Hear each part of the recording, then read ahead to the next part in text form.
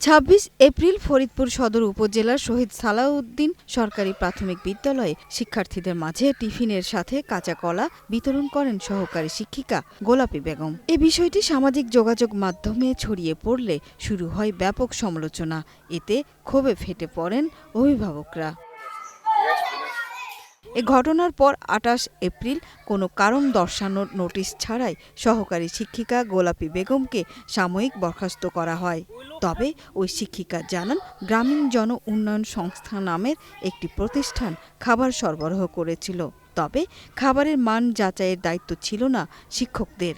Delivery man যে আসে তার কাছ থেকে আমি কলা রিসিভ করি, কলা এবং বন্ডটি। তাই আমার জানা ছিল না যে খাবার আসলে সেটা চেক করে রাখতে হয় এবং পছন্দ না হলে ফেরত দেওয়া যায়। এদিকে শিক্ষার্থীরা বলছে, এই ঘটনার কয়েকদিন পেরিয়ে গেলেও এখনো সেই কাঁচা কলা খাওয়ার উপযোগী হয়নি। 2 দিন হয়ে গেছে এখনো কাঁচা কলা পাকে নাই। এ ঘটনায় ফরিদপুর প্রাথমিক শিক্ষক সমিতি সহ বিভিন্ন সংগঠন ক্ষোভ জানিয়েছে। তাদের দাবি, প্রকৃত দোষীদের আড়াল করতে একজন নিরীহ শিক্ষিকাকে শাস্তি দেওয়া হয়েছে।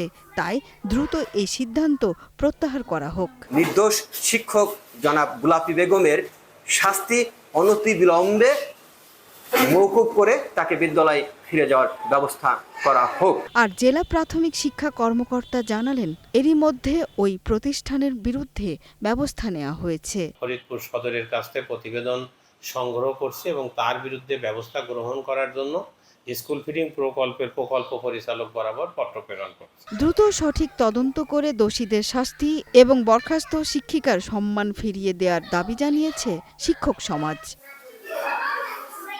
সুরাইয়া অনু, গ্রিন নিউজ ডেস্ক।